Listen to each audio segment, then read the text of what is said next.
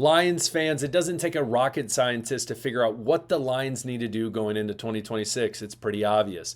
They need help on defense, in particular, creating pressure on the quarterback, getting people to the quarterback. Aiden Hutchinson, he can't do it alone. He needs someone on the opposite edge to help him. Pretty obvious. A lot of people have thrown out a lot of different ideas. People are licking their chops thinking of Max Crosby being traded for, coming to Detroit, which would be awesome. People have said Trey Hendrickson, Khalil Mack. There's a lot of different names out there, as well as Bradley Chubb. We're going to talk about him at the end of the episode. But there are some absolutely great ideas, and there's some absolutely absurd, idiotic ones.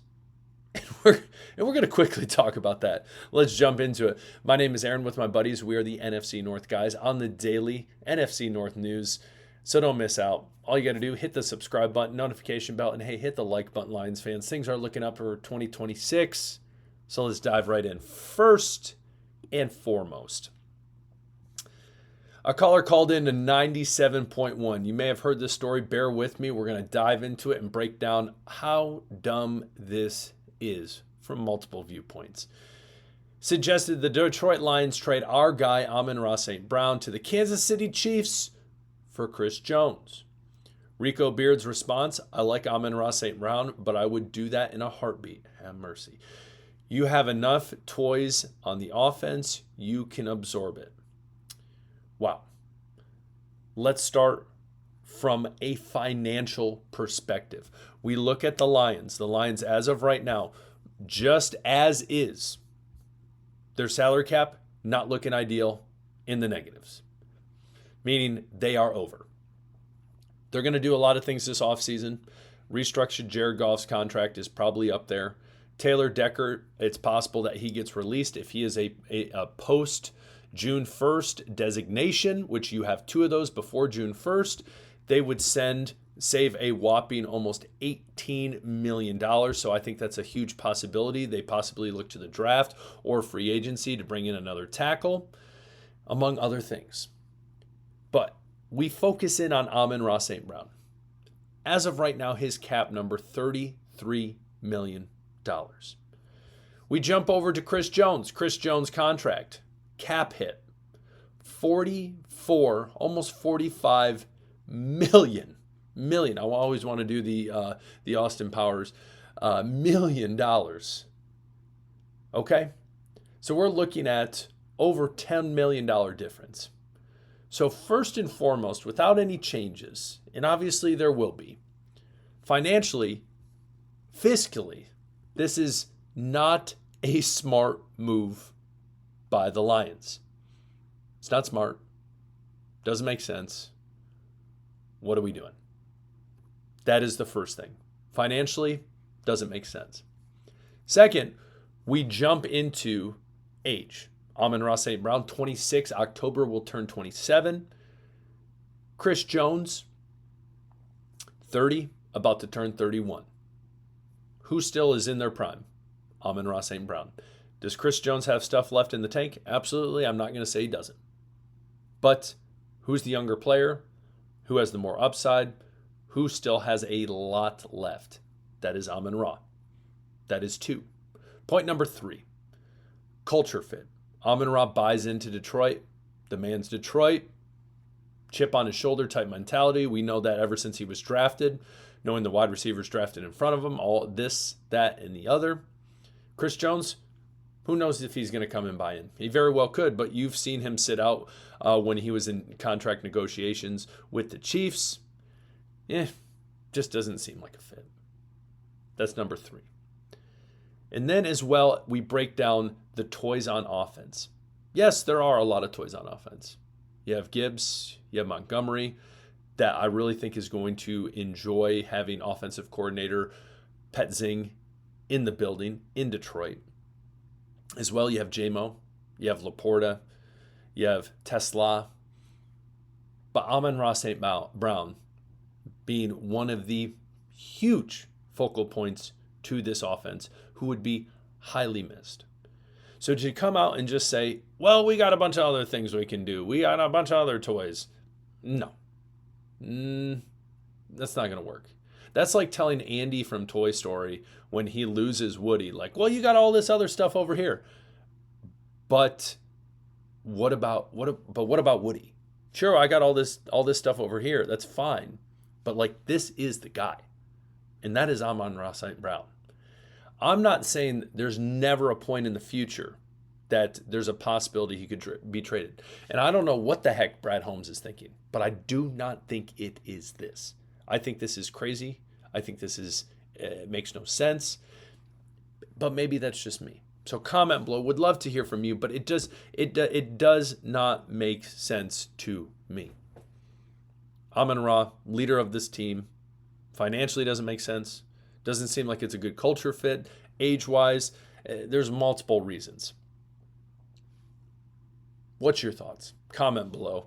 But there's a lot of fixes I feel like we can put out there for the Lions with this edge rush and this pressure they can create into going into 2026. This ain't one of them. Might disagree. Comment below. Would love to hear from you. But as I said, does not make sense to me. Now, as we talk about edge rushers, we need to bring in new free agent Bradley Chubb. The Miami Dolphins absolutely just on a releasing spree, just pointing out at everyone, you're gone, you're gone, you're gone, you're gone. People have connected Tyreek Hill to the Lions. No, the man still needs to have another surgery on his knee. No, he's still going to want the moon for a contract. Nope, we're good. Now, Bradley Chubb, he's also in a similar boat where he is going to be 30, 31 soon, going into 2026.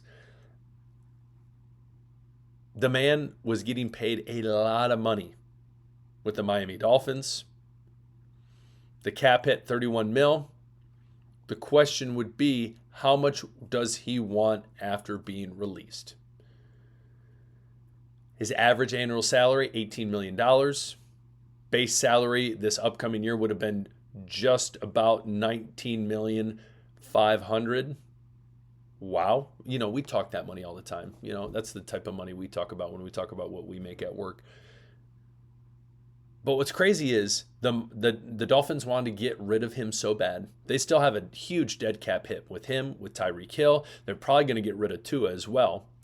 But we hone in on Bradley Chubb because he's an edge rusher. Does he still have stuff left in the tank? I would say yes. If his contract wasn't this whopping, this huge, the Dolphins would have kept him. But obviously, they're trying to rebuild. They're trying to get younger people. I understand that. I get what they're trying to do there with Hafley, the new head coach there. You got to do what you got to do. But would Bradley Chubb be a solid fit on the opposite side for Aiden Hutchinson? That becomes the question. There's a lot of viable options. Is Bradley Chubb one of them? Again, if he can come in and be healthy and ask for a reasonable contract, I don't see why not. What will be interesting as well, though, is come first round, the Lions sit at a good spot where they can get a solid edge rusher. So there's multiple things at play here. Do the Lions trust, does Brad Holmes, does Dan Campbell trust that in the draft they can get someone who can come in and make an immediate impact off the edge? That's a big question. Do they think they have a better option in free agency? I think you can't argue a veteran presence, experience, a solid resume coming from someone like a Bradley Chubb, Trey Hendrickson, whoever it might be. But what's that going to cost? How much is that going to be for a team like the Lions? As I said, yes, they're going to try to figure some stuff out in the salary cap, what they can do, what they can figure out to open up some money. But is Bradley Chubb an answer for this team? And I think the biggest question they'll have to ask is, are they going to want age? So again, Bradley Chubb is older, someone with that presence where he might not have that much many years left at a high motor, or as I've said, turn and look back to the draft and get an edge rusher from there. But it's also very possible they get rid of Decker. They end up drafting an offensive tackle. That is possible. But and a lot of people have them picking edge. You look at a ton of mock drafts, it's edge rusher, edge rusher, edge rusher, edge rusher. But we have been surprised by the Lions when it comes to drafts. We've been surprised. I trust Brad Holmes. I trust this organization. What are they going to do? What are your thoughts? Would love to hear from you. You interested in Bradley Chubb? Yay or nay? You interested in someone else? Who's your thoughts? Would love to hear from you. I believe my buddy Colin did a mock draft the other day, and first round pick, edge rusher.